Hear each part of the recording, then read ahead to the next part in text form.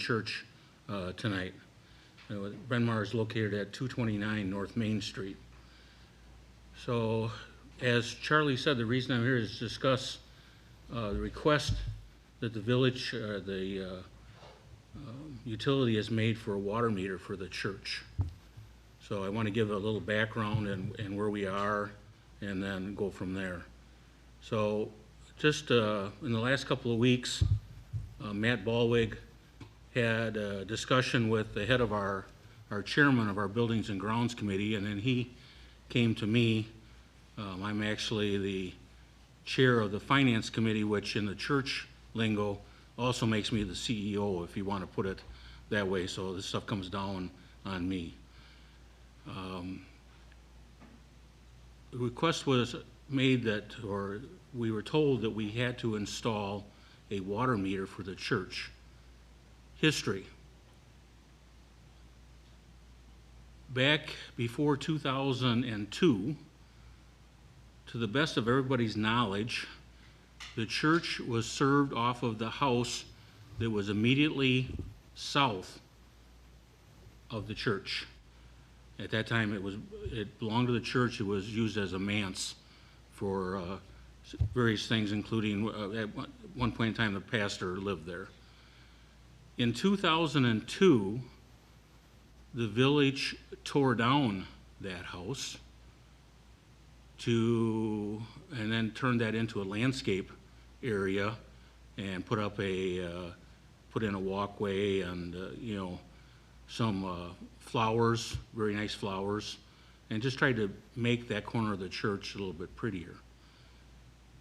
When that happened, as they tore out the old house in the basement, they exposed the water service that went to the church, and at that point in time they just took the line that was coming into the house and the line that was going out to the church and connected them together, and that's where it sits since 2002.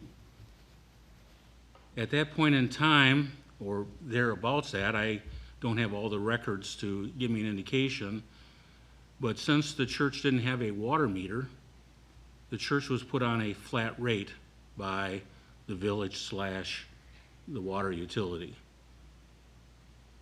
Now we come to, so that's been that way for 21 years. Now we come to 2023, and all of a sudden we're being asked or requested or told, I'm not sure exactly what because I wasn't in that conversation, that we need to install a water meter. There's two issues with that. Number one being, I know that the utility rules have not changed, at least not maybe in 21 years they have, but not in the last few. Why all of a sudden this is coming up where this is a requirement? Now, footnote to that, I understand that by Public Service Commission, by your rules, that each water service is supposed to be metered. I understand that. The second, so that's the first reason why we're really asking, do we really have to do this? The second reason is that, and nobody's had a chance to definitely with this, but just from what I know from the construction industry and the way things are there, we could be talking easily of $10,000 to have to put this water meter in. Because it involves, depending upon how far we have to go outside, I don't know if it's going to have to go to a new shutoff. I don't know if the piping outside needs to be replaced now due to maybe lead or anything else. I just don't know. But the area where the water comes in now is under the floor of the kitchen area, which is complete. That kitchen is completely finished. And the water actually does not come up next to a wall. It comes up kind of in the middle of the kitchen underneath the kitchen sinks. So there's no room there for a water meter. More than likely the floor is going to have to be cut, and then as I said, depending upon what has to happen outside besides, cabinets are going to have to be taken out. As a matter of fact, one cabinet's going to have to be taken out and left out permanently so that we can make a place for the water meter. Our church has 60, I think as of this last night, 67 members, of which 20 members is the average attendance on a Sunday. Outside of the food pantry, the church doesn't get used for anything else. To be quite honest with you, we don't have $10,000 to invest in installing a water meter. We run right now at a deficit of about $40,000 to $50,000 a year, just as it sits. We're using up money that we generated when we were a bigger church, and that money's only going to last so long. So the short of this story is, I'm here asking you to look at being able to grant us a waiver or an exemption and leave us on a flat rate for our water and sewer service. Thank you for your time. Dave, do you know how much you pay? What's your flat rate? Actually, I should know because I'm the one that pays the bill. But I think it's, if I had to say so, I think it's around $128 a quarter or something like that. So, any questions from the group right now? So Brian, I know you've done some research because I asked you to. Can you give us some more background, please?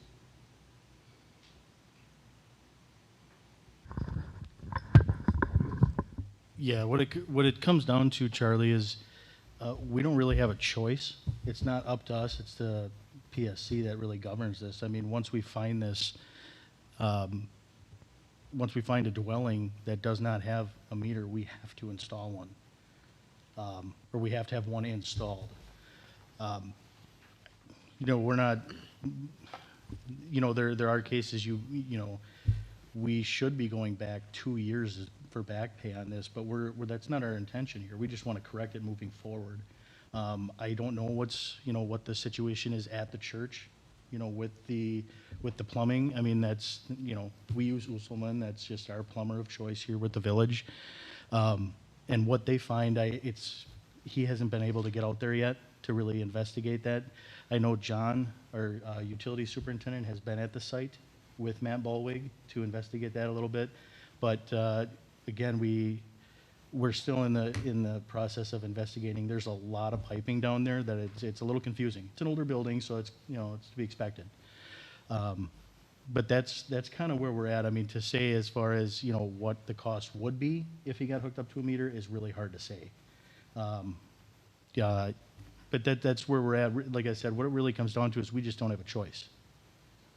It's not up to the village at all.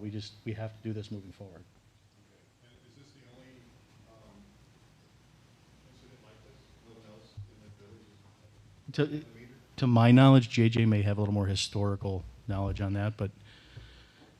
Well, Kristen would too, because she gets the bill. Correct. I wish she were here, but yes. No, that's understandable. Yeah. This is about information tonight. You bet. The only one I'm aware of is a unique situation at one of the facilities in Hydrite's buildings where there's a different flat rate set on one because essentially whatever's going on in there was rough on our meters. So the backstory on that one was a flat rate was set for that facility because it was tearing up the meter readings with the chemicals in the room. Otherwise, no, when this one was brought to our attention, I just happened to be there and asked Kristen, and she had said every other church and school and everything did have a meter. She looked after this one was brought to her attention. Since this is a PSC rule, would the village or this commission even have the power to grant the waiver? That was going to be my only comment, depending on how the conversation went, was our next step would be to, if we can't find anything clearly, to reach out to contacts at the PSC. And you never quite know how that's going to go. They could come back and say, we have to go for, Correct. we have to go back billing or something like that. So once we make contact, then they are involved, and that's our. But we're not going to go back 22 years. No, you can't. There's limited. It's either 2 or 7. I've seen in various cases. But I personally would like to keep it in-house right now and just get some more information. And you said the water line does come up out of the floor somewhere? Underneath the sinks in the kitchen. to the best of my, I've worked on those sinks and have had to shut off the water. That's the So that's best, gonna shut off, you think, there? yes. Okay. So, I don't, I'm gonna defer to, JJ here too. Brian, can you, make a visit there and determine what's going on a little bit? Yeah, Charlie, we'll make a visit there. We'll probably see if we can get Usulman over there too, just to give us a little more insight of what we can do there to make this situation as smooth as possible. Because if it does have a shut off, you don't need that much room to put a water meter on. I mean, mine is right on top of my shut off. Generally, it's a pretty small area, but yeah. And they're all, put a meter on the outside. I'm assuming it is a 3/4 or 1-inch line. It's not a significantly sized service, correct? That, Okay. that's correct, that's correct. Dave, do you know, again, Cazelle's down in there, and you, so you're certain it's the one that's right on the outside wall? You don't think it's that one in the middle at all? You know, there's a shut off in the middle of the church in the basement. You don't think it's No. that one at all? No, matter of fact, the next time we go and research this, Yep, because I've gotten contradictory, sure, things on this, sure. is that last time somebody thought they turned off the water underneath those sinks, Yep, there was still water going to the boiler room. okay, okay. But I think that there's actually a line connection underneath the sink in the cabinets there Yep. that goes off to the boiler room area. Okay. It only makes sense that it's in the kitchen area Sure, because that's the closest area to where the water line actually would have come into the church. sure, sure. Well, and again, I would be more than happy to help investigate this. I mean, this is not gonna happen overnight, so. Yeah. Ultimately, we would like to find where the actual water coming into the church is, right? And from there, we can easily come up with a plan from there, you know. That's exactly right. Hopefully, it has nothing to do with busting floors out and things like There's- that, but if it's, from what I can see in there, it hopefully is a very unintrusive, You- you know. You'll see that there's not much room underneath that cabinet. Correct. With two sinks hanging down Correct. right there. Correct. But, if we can get some help in locating, We would be more than happy. and from that, I can take and, try to also figure out what's going to happen. And as we go along, if we can't get a waiver and or exemption, then we'd have to work out on what would have to be done. But I'm only guessing at 10,000 because I think the floor is going to have to come up. Well, let's hope not. So, and the meter itself, Brian, or, I don't know. Brian, You're fine. we cover the cost of putting the meter in, right? No. No, that'll be, well, go ahead, JJ. We have Usulman Plumbing install those? But the meter itself. Correct. Yeah, We we don't do supply the ins- meter. Right. We supply the meter, but we do not, That's installed. We- Correct. We have to put the meter set in. Right. yeah. Okay, so how about, any other questions or I discussion I here? just want to add some context because I heard some unanswered questions. The flat rate that we're talking about is $190.16. Another avenue that we can also use is we do have Trilogy as a consultant that isn't the PSC, so we can certainly bring this issue up to them without getting the PSC involved and get what their guidance is, and that's probably what I would recommend doing. That way, there's a second professional opinion. Okay. Yeah, I mean, $190 is, that's a pretty fair bill. It's flat rate and they use the church for a couple hours on Sunday and I guess the food pantry is your main. And that's basically, I think 4 hours every other, or twice on a Saturday. And then there is a couple gals that come in to work on the food pantry. But that's it. I mean, we don't have a lot of flushes. Okay, so, any other comments on this? So we're going to just leave this as information tonight. Mhm. I would like, Dave, you and Brian and John to get a date that they can access, okay? And then, we'll put you on, next month's meeting, Okay? if that's all right, and hopefully we'll have more information, and if not, we'll just push it back another And then can you check with Houston, basic cost of putting it in? I gave him a call yesterday, just didn't get a response, but yes. Tell Mark you better get on it. All right, Okay, so is that okay, Dave, where we're at? Yeah, I think that's fine. That's all I can ask for. Okay. I want to work with you guys as much as I can, but, And you might save some money. Because $150 is, Yeah. it's a lot more than I pay. So. I know that we are paying more than our share, you know, as it is right now. Well, hopefully we'll get a resolution that'll turn out okay. And just, I don't know who's, somebody gonna call me, but I'm available just about every day. This time of year gets a little bit sketchier because I may be on the golf course, but I can schedule around that. But I'm retired, so I'm around. And my number is on the sign-in sheet over here.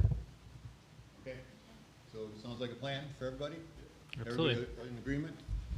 Okay. Thank you. Thank you, Dave. So, old business, discuss and consider online payment provider. So I think that's me. You know, I really appreciate everyone's patience on this, and you know, we've actually gotten calls. People are paying attention to this, and it's an important issue. So after the meeting last time, we had heard a presentation from PayaGov, but there was also a resource called Community Portal, which actually integrates better with our accounting system, would provide more up-to-date, you know, real-time billing information for our customers, as well as not only brings in utility, but brings in every payment that the village would have under a consolidated system. And really that's the portal that I'm recommending. I do have, and I can stay as long as you guys want, but I do have an 18-minute video that I can share with everybody. I can either play it now or show you guys after you've discussed your businesses tonight for those who would like to watch it. But it is a really comprehensive, secure, cheap. It's actually even a little bit cheaper than PayaGov. They were able to they met or exceeded what the different rates were. And at this point in time, it's my professional opinion that that's the option that we would go forward with. So I could play the video if you guys like. I'm set up, or I could answer any questions that you guys have. What is the cost, Cameron? The cost of the utility, so because this is going to be more than just water and sewer based, the utilities will not.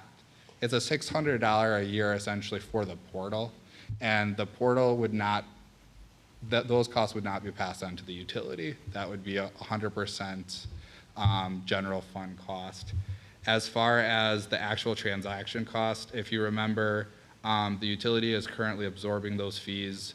So it's a $2.45 per transaction charge, up to $500. Our current limit's $300. PayaGov was $3.50. E-check, this is where they really beat it, or basically using a routing and account number. Instead of being $1.65, it's $1 charge to the utility, which is a pretty significant savings. The one, I think, part that I see the best utilization for this is because this is so integrated with our accounting system, you can have, so if you, like, I'll put Hydrate out there, or there's many others, but if you have 6 or 7 bills that you're currently paying, you can bring that all into one profile and process that as one transaction. Inherently, if that's under $500, or if you do, the ACH option is, I think, up to $1,000. No, it's $10,000. So let's say you have 7 bills and you process that one transaction. Well, now you're saving the village either, you know, $5 or $2.45 per separate transaction that you would have had to at PSN. I did ask both Sarah and Kristen their thoughts on the system. I had them demo it with Civic, which is our accounting, and they both seemed to think that this was the better option. And the only cost, potential cost, I would say, of implementation, I know there were some members here that were interested in card readers. It's a one-time $600 fee per card reader. The village hall would cover the cost, the full cost of the card reader here and half the cost at MSB. So it'd be a total cost of $350 on the utility split 50/50. If the commission would like to go that route. Well, I know we had a brief discussion once. I think it's pretty essential that Kristen has a reader. It's more secure too. The current process, unfortunately, we have to take the credit card out loud. Somebody has to tell us their address, billing information. You know, if we have a couple people online, you know, this process would definitely make it more secure. And I would recommend going that way. And the reader at Kristen, is it just for utility? Can be used for anything. Okay, So it could, Parks and Rec could utilize it, PD can utilize it. and what are they paying for the reader? So they would be part of the, so since we're covering the one here and half the cost the one over there, I kind of justified that since like technically non-utility is paying for one and a half of 2 card readers, that the $300 was a fair, a split of the readers. But certainly I can analyze the total number of transactions and see what the actual split would be. We don't need more work for you. Oh, I'm here for you guys, so that, whatever you guys need me to do. I just want to make sure that, you know, we're paying, you know, I'm a dollar and cents guy. So if we're paying and everybody else is using it, then they should be paying too. Exactly. So, but and again, all honesty here, I had a conversation with him, and everything I heard sounds really good. I'm not opposed to seeing the video, but I would leave that up to everyone's, I'm gonna make a motion to accept the proposal that's before us for the online payment calculator. okay, any discussion? I just got one question, and it's kind of off of the provider, but at some point, we were gonna go to monthly billing. Is that part of this process, or totally separate, or? So because this is reading, so it would have been a more heavy process with PayGov, because we would have actually had to actually integrate all of our service addresses and everything with PayGov, with the community portal. All that ports into the portal with, because there's that connection there. My thought is I think it would be better to get this in place sooner rather than later, as opposed to wait until we go to monthly billing. I'm just finishing up with the current year PSC report. Once that's done, we'll really fully unleash Trilogy to finish the water study. And as part of the water rate study, they would recommend both a rate, a potential increase in rate, as well as a date that we go live on the monthly billing. I'll second Mike's motion. Is there, under this one, is there any way to set up like recurring payments? Yes, recurring payments. This is really a one-stop shop model. So like I was saying, like for a hydrant, if they have multiple accounts, this is the same thing with developers. If you want to pay your developer fees, utilities, and have it on auto pay, it really brings it all together. So it was really a kind of a professional touch now to paying online.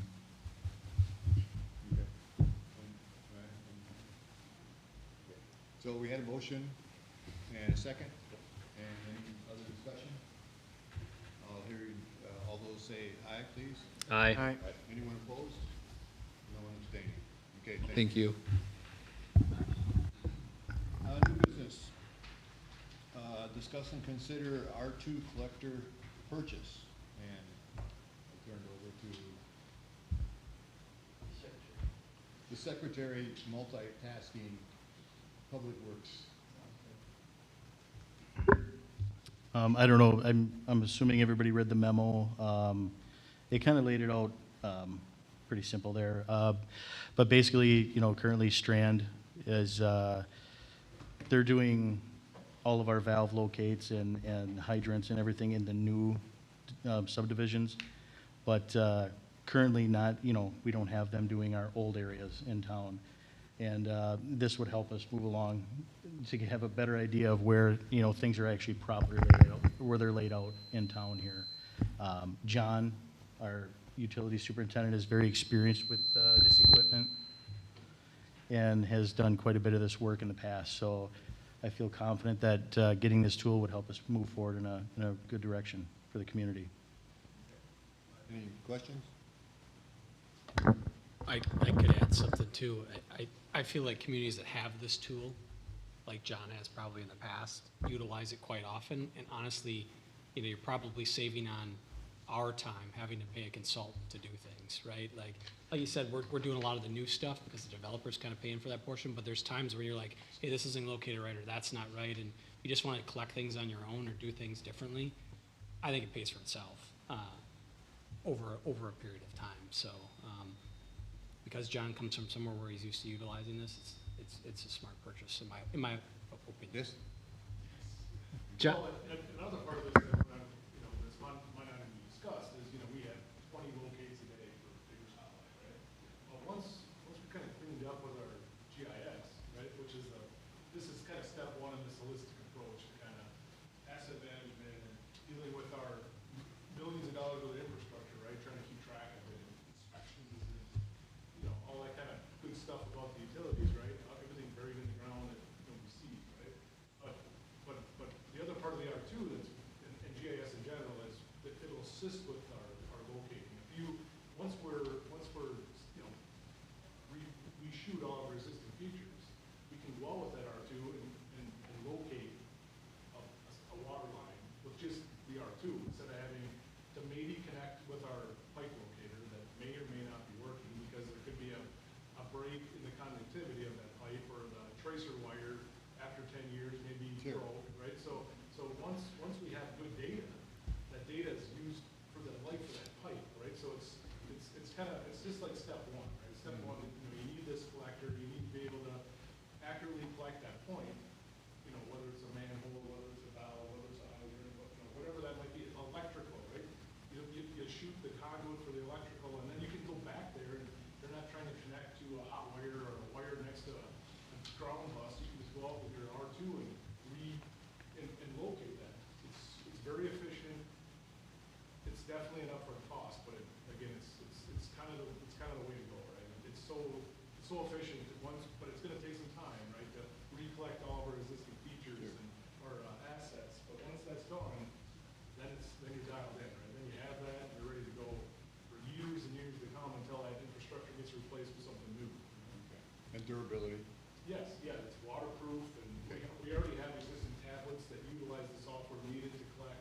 Okay. You collect these on the fly. These R2s are connected to a base, a DOT Wiscor's base station, so you are updating things in the field, as you're moving around the city. So there's not a lot of back-end work in the office. It's just as you go out, you're recollecting these features, and then once those are collected, you're good to go. Back when maybe these were collected or not, I'm not really sure of the past process, but, even 5 years ago, the technology was, at best, you were 10 feet, right? 10 or, so you could never locate off of that, but you could get sort of close, right? Where now it's half-inch accuracy with a portable unit that you don't need a base station or anything, right? So it's came a long ways, and it only makes sense for a utility to utilize that technology. Okay. Sounds good. Any other discussion? So I'll make a motion to approve $12,398.55 for this purchase. And may I have a second from someone, please? second. Okay, any other discussion on this? All those in favor say aye. Aye. Anyone opposed? And anyone abstain? Okay, so thank you guys. Make sure your work a little bit easier. B, discuss and consider valve exerciser and sewer cleaner. Brian, I'll go back to you. Well, after that speech, John, I'm going to defer to you. That was pretty good, so. Well, so again, holistically, PSC, the DNR, and our A10 requires that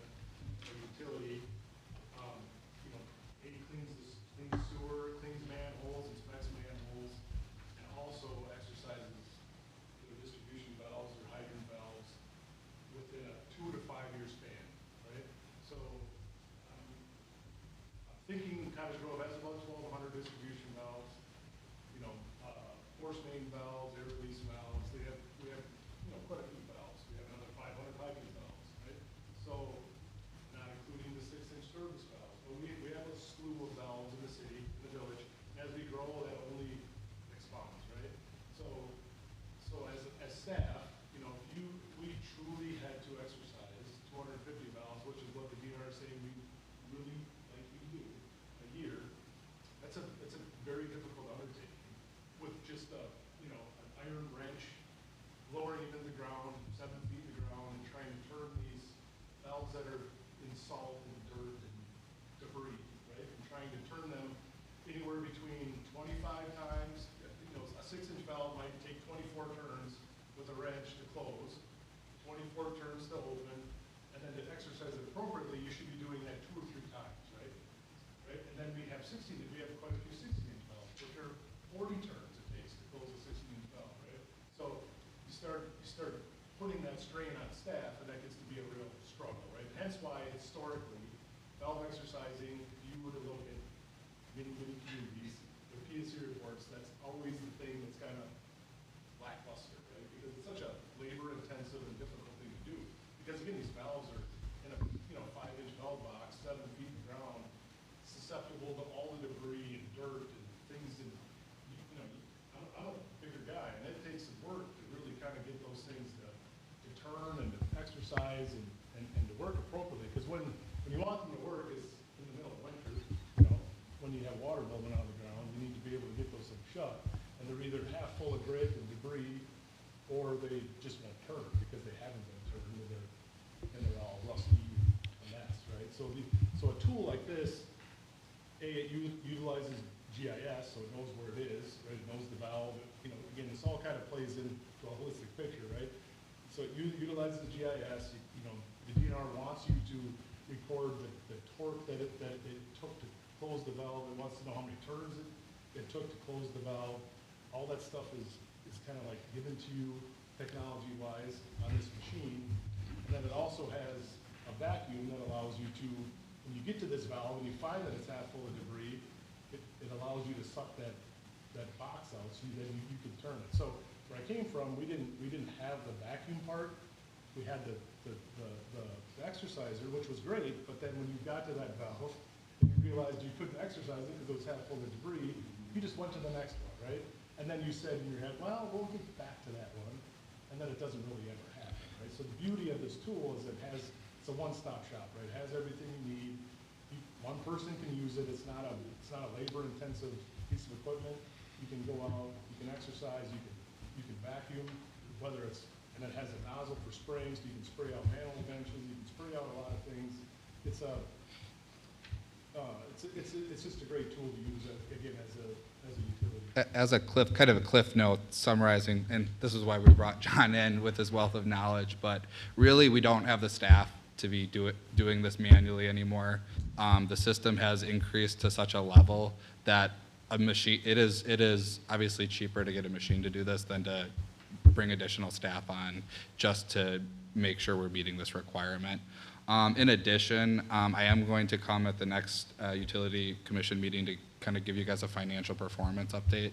I budgeted very conservatively on true interest income, not just changes in the market value.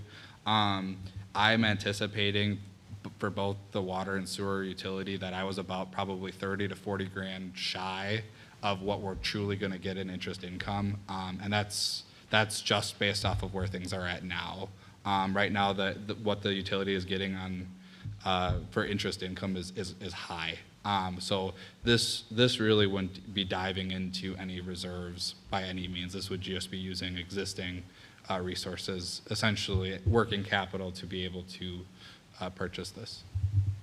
Well, I had a discussion with Brian on this, and I'm not opposed to making your job easier. I think it's a great idea, especially as much as the village decided to expand 2,000 units and then not pay anybody to actually take care of it. But it's $91,000, and my question was, this should have been in the budget when we did it. Okay, so I would like to have you come back next month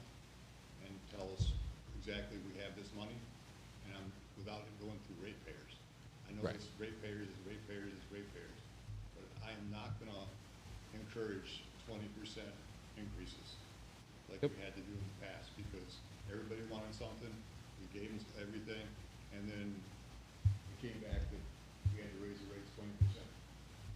So unless I see where the money's coming from, which you can supply next month, I would like to table this till next month. And I'll turn the floor over to everybody else. I guess I didn't see the quote or the invoice. $91,135. Yeah, I see it. Yeah, I see it in the staff memo, but I don't see like who's providing this, where it's coming from, terms of So just warranty. at a high level, we've been asked by some of our vendors not to share the quotes in the public packet, but we can have those available for you guys to review, kind of emailed out ahead of time. I apologize if that wasn't emailed out. I will get those sent out to you. But we've been told that it puts them at a kind of a competitive disadvantage by having that information out to the public to see. And hopefully, that practice will work in the future. I would like to kind of address, though, the budget comment. Part of the reason why I want to do the budget in August is I really want to, get an approved budget in August before 2024, but really lay out a roadmap or timeline from 2023 to 2024, now that we have all the staff in place, and really kind of plan these kind of bigger expenditures that were coming down the road. I think as we were in the 2023 budget process, I have to rely on, the expertise that we have in-house on what do we need. And so this was brought forward, I think, the last several weeks on a need that we have. So I completely agree. I wouldn't recommend after this month or this significant purchase doing another large capital purchase prior to that August exercise of the essentially the 2024 budget, and essentially a mini 2023 refresh on what the rest of the year looks like. Because I do think that's important. And then back to John's statement, so this is the only quote we got, or? Well, I don't mean to interrupt. So, No, I so, wanna hear so, information. again, like a lot of utility-based stuff, this is the only Sure. vacuum slash exerciser there is, right? So there's only one distributor, right? So there's not like we can get all. That's all we kind of need. the downside to kind of the center stuff, you Yeah. know? There's other exercisers on the market that they're not the same, but they don't have like a one-stop, they don't have a back. Sure. So, I mean, that's the downside of a lot of the stuff we do. You know, they're so specialized. That's fine. I would appreciate getting to see the quote, and if it's gotta be emailed, that's fine, that doesn't hurt anything, it doesn't have to be in the packet, prior to approving it for next month, or reviewing it. Okay. Is there a life expectancy on this? It's about 20 years is what I've seen in the past, and, because again, the vacuum slash exerciser might be pushing it at 20 years because of the nature of what it does, the containment of the debris that ends up in there tends to, the rocks and stuff end up kind of chipping at the inside of this tank, but my opinion would be that it's a 20-year tool. And is it like a trailer? It's a trailer, yeah, you pull it behind it. Okay. So any other comments? Charlie, if you don't mind, I just want to apologize for moving a little fast here. This is on me. I kind of got excited. Well, I know, I'm just trying to, you try and get everything done maybe sometimes a little too quick. So this is on me. I apologize for how it's coming across as No, and not being budgeted. I'm excited to make your job easier, No, I appreciate that. because I know how much you guys are, Sure. everybody wants it, Yeah, right? I appreciate that. So is that okay with everybody? We put it on next month and then get some more financials, so I'm comfortable? All right? Absolutely. Yes. So I need a motion to table it till next month. I'll make a motion. Any other discussion? All those in favor say aye. Aye. Anyone opposed? And no one say. Okay, again, thank you for a month to to get this figured out a little bit better, okay? So, C, discuss and consider not to exceed $47,500 on the Ridge lift station design. And I'll let Josh take over. Yeah, so we're calling the lift station, it used to be kind of like that east side, or I think it was, is that us? It used to be the Three Oaks lift station, at least that was kind of early development over on the east side. So we're calling that the Ridge, because it's over on Ridge Road, as, you know, that location. So if you recall, in the past, we talked about, let's get this designed.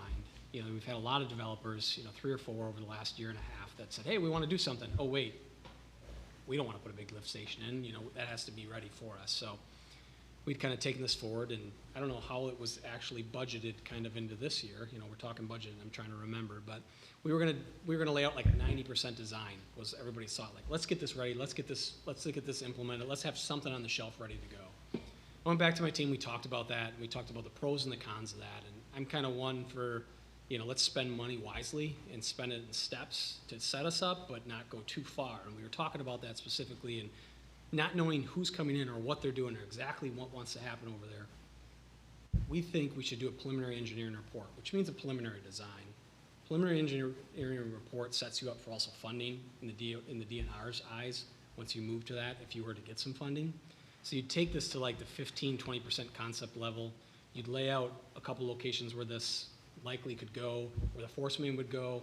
You'd get a good 20%, 15% conceptual design that give you really good hard costs, and then you leave it set so that you're ready for the next step. If a developer comes in, you can react fast, design, and kind of be in the same timeline as them. But you don't take it too far, and you maybe have to change something holistically in the future just because you're trying to fit somebody that proposes something a little different. So we kind of cautioned and stepped back. So this is quite a bit less than I think the original amount that we were thinking that would have to go into this quite a large lift station over at that location.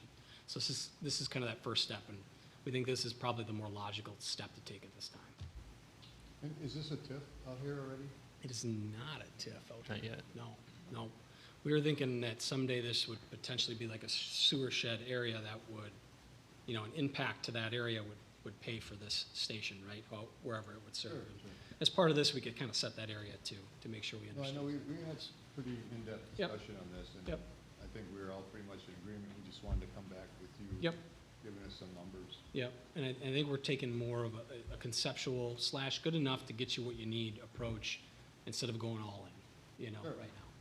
And this is also tentatively would be a good plan for the next 5 to 10 years, right? Yep. Okay. So be sitting there waiting for somebody Perfect. to go. Any other discussion on this? Okay, so can I have a motion to approve not to exceed $47,500 for the tentative lift station? Okay, any other discussion? No. All those in favor say aye. Aye. Anyone opposed? And no one abstaining.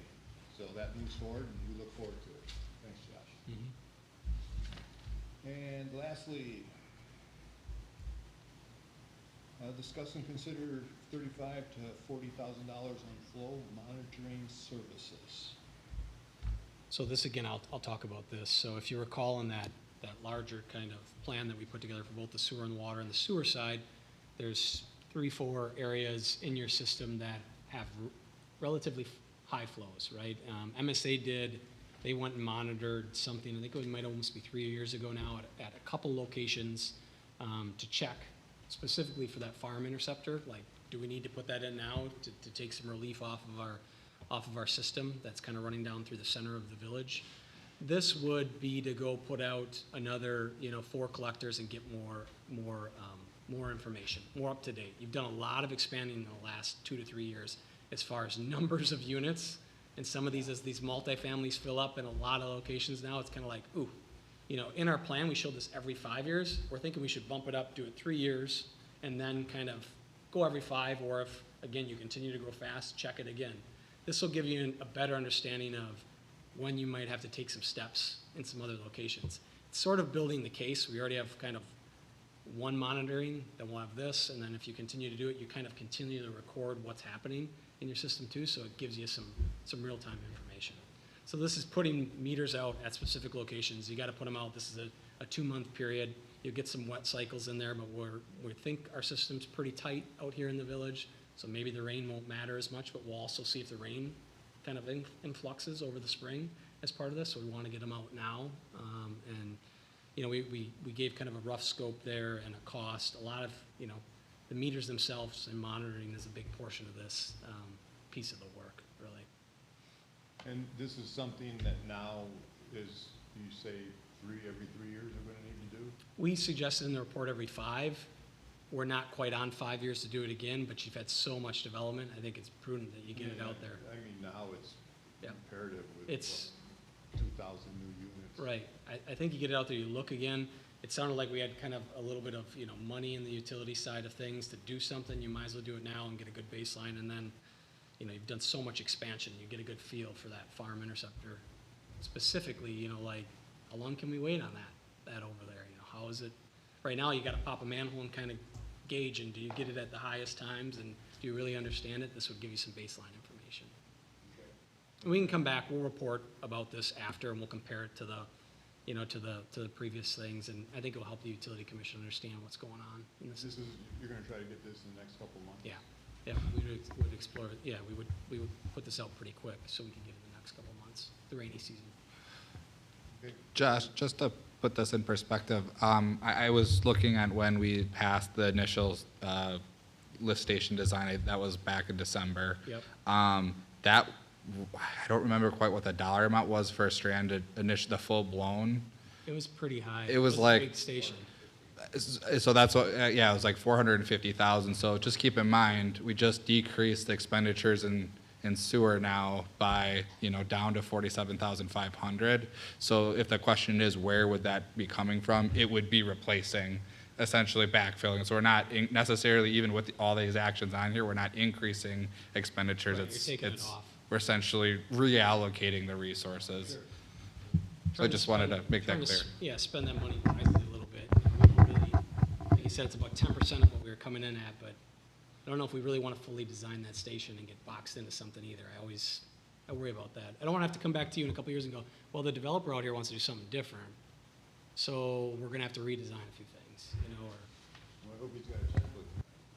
might. I mean, you could do that too, right? But I think this is a better approach. And you're right, so that, like this, we're going to be well under that budget when you take that line item and reduce it by 90%.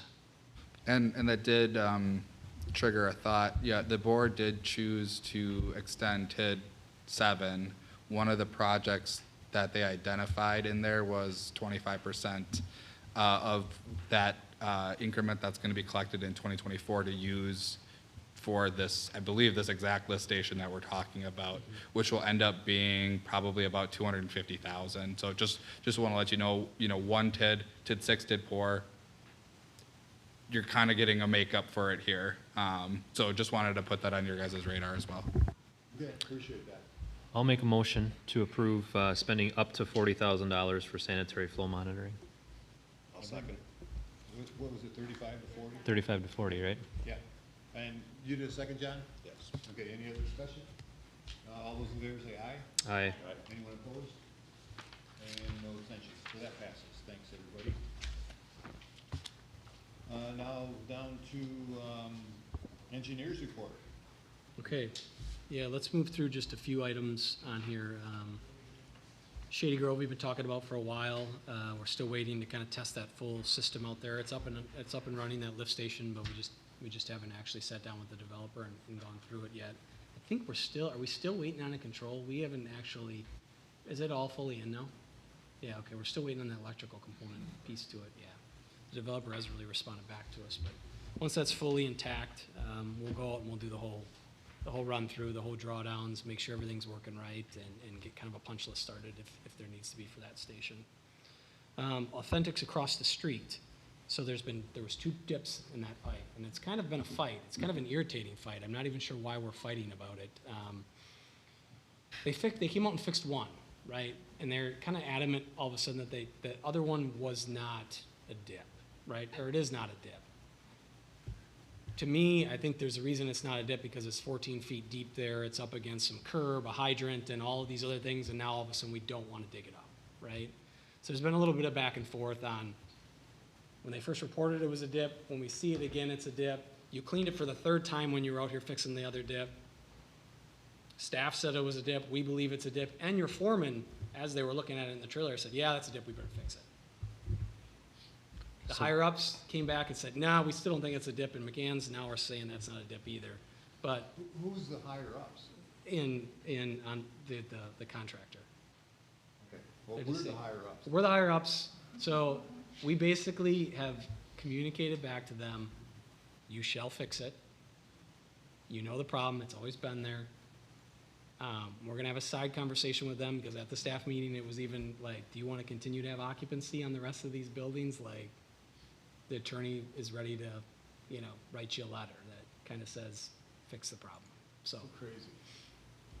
again, we're not sure why they keep asking, because we keep telling them, you don't have to keep asking, just fix it. So, Well, good luck. they'll fix it, it's just a matter of And we do pay for the attorney, so. yeah. I don't, I'm hoping it's a done deal, I haven't heard back since then, so. We always hope for the best. Yep. Zilber Group, so that's the far northern lift station, they're still working on that. I really don't have an update on that. We're supposed to get final plans within the next couple weeks of their development, some of their lift station stuff, and the utilities along County Trunk Highway N. And then we had several meetings with staff. We had a really good meeting with John and Brian back at our office to talk through just kind of CIP planning, which is going to be important for you guys over the upcoming years. Talked about some of the well stuff, generator at 1, well 2, and what we're going to do, some of this lift station stuff, the flow monitoring, things that you're seeing here.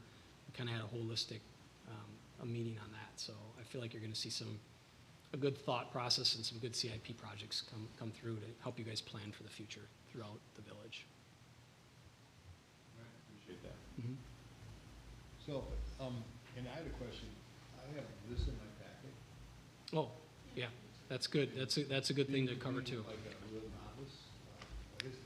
So each year, prior to us coming on, you kind of had something, you were sort of developing it, you had some details. We said, let's just formalize it in kind of a cut sheet fashion instead of putting a large specification, spending a bunch of time. And it's really just materials, specifications, whether it's water, whether it's sewer, roadway stuff, just kind of standards that the village likes to see. It helps developers as they come in, it helps, the commercial lots as they come in to understand what is the things that are gonna be required of them, what kind of equipment, what kind of pipe and stuff is gonna go in the ground. Each year we look at that because every year things change a little bit. With John coming on board, he had some good suggestions on some stuff on there. So it's just an update, it's a refresh. I told Public Works last night, and I should have done it, is that should be highlighted. So every year we should highlight it, like, here's what changed, right? It was still so new that we were still changing it, kind of year 2 a little bit. But I think year in, year out, we should highlight yellow for everybody, like, here's what we changed this year. We changed the model number of this because it changed, or, we switched to a curb box style versus what was an old curb box style because of some preferences and whatnot. Like, what did we change and why did we change it? So I think that could be done better now that we have something fully established. All right, thank you, appreciate it. So there really isn't anything that we were specifically looking for comment on that. It was just more of a reference. Any other questions for Josh? Okay, so now, the most important part of the meeting, the director. Well, I had so much on there already, Charlie. I figured I'd just open it up for any comments or discussion. Well, do you want to talk about well 2 and the tree hitting it? The Where that's lightning at? strike? Yeah. Yeah. So, obviously, I don't know if, everybody I think is aware where well 2 is over on Donna. So, I don't know, 2 weeks ago, I believe, we had some pretty large pines there. They were hit by lightning, which then, we don't even know the full extent of what we lost in well 2.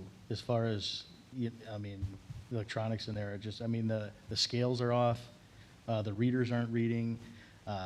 Obviously, insurance is involved, but we removed all the trees there. We're in the process too of looking at rebuilding that house around that well, so to a point it kind of worked out a little bit, but not really, because now I think well 2 we technically have offline, correct? John? Right now, we have, two offline. It can be turned on in a moment's notice, but ultimately, because the scales were affected, both chemical pumps were affected. Yep. We have the backups of the backups in there, so in case we truly need to turn it on, it's a flip of a switch on a phone, so it can be used at any point. It's just, right now, because we can't accurately check the dosage and things of the fluoride and chlorine, we're kind of just keeping it on standby right now. So the hope is here, as we get the final parts that we know of that are wrong installed, we can get that back online. Is the building you said needs to be redone? Well, our plans, so for that building, our plans are to, eventually, I don't even know when we have it on the year, Josh, but the plan is to actually, we need a building there. So what the problem is the chemicals are not separated from that well. It's a separate room. Correct. And in order to do that, we'd have to rebuild that house. The nice thing is, it's probably, out of the three, it's one of the, it's our best well. So we don't want to abandon it, we just want to rebuild around it to accommodate what we need to meet as far as regulations and requirements. So that's the, wish list, I want to say, a couple of years down the road. But, we're working with LW Allen right now who is our contractor, dealing with all the electronics inside those wells. I want to say the gentleman that came out, there are half dozen wells that were affected by that lightning strike, that storm that came through, so we're in line. We're not last. We were fortunate enough to have the gentleman come out the very next day and kind of assess us where we're at. It's just a matter of scheduling now to get them come back in and take a closer look. It's probably going to take about a month to really kind of realize what we've lost in that building. So, But is the building secure? The building is fine. The building wasn't touched at all. So the lightning struck the tree, Okay. but the electrical field from that strike took out a bunch of the electronics, so. and just so we're aware, our insurance is very good. So I'm anticipated that with Brian's help, it's estimated to be about $25,000 worth of damage. Of that, the utility is going to have to absorb a $1,000 deductible. So Brian and John are keeping track of the cost. But all things considering, it shouldn't be a huge financial impact, and that's why we have that insurance with the league. Well, good. Hopefully I'll get fixed. Yeah. Now number 8 is approve voucher payment. So I'll make a motion to approve $116,840.47. Have a motion, second, please. I'll second. Any other discussion? I just had a question, $1,100 for the new window and door cut, what was that for? I'm sorry, what? Becker Home? That's I'm guessing, I didn't find it on here, but that's probably the utility portion of the kind of Band-Aid project we did that added a window and converted the supply closet to an office and Oh, cut okay. a door at the. It's on here twice, I don't know. Again, I gotta find it, but most likely the water split and the sewer split, Okay, okay. but I'll confirm here once I scroll through it. Okay, so, all those in favor say aye. Aye. Anyone opposed? No abstaining, so that passes. Approve the minutes for the March 8, 2023 Utility Commission meeting. That motion for that, please. Second. I'll second. Okay, all those in favor say aye. Aye. No one opposed? That passes. Next meeting date will be, everyone stay calm, I have the date, May 10th, 5 o'clock. I can't make 10th, I'm doing interviews for potential law enforcement officers for the village. Works for me. In the Zoom? Both meetings? Oh, no, okay. Okay, but we'll be here, right? I'll be here. Everybody else is okay with that? Okay, so May 10th at 5 PM will be our next meeting here. Any future agenda items other than the Presbyterian Church? I think we got the valve exerciser and sewer cleaner. Yep. I think you got all that, Brian? Yep. Okay. So 12 is adjournment. I'll make a motion to adjourn. Second? Appreciate everybody's time. We're adjourned.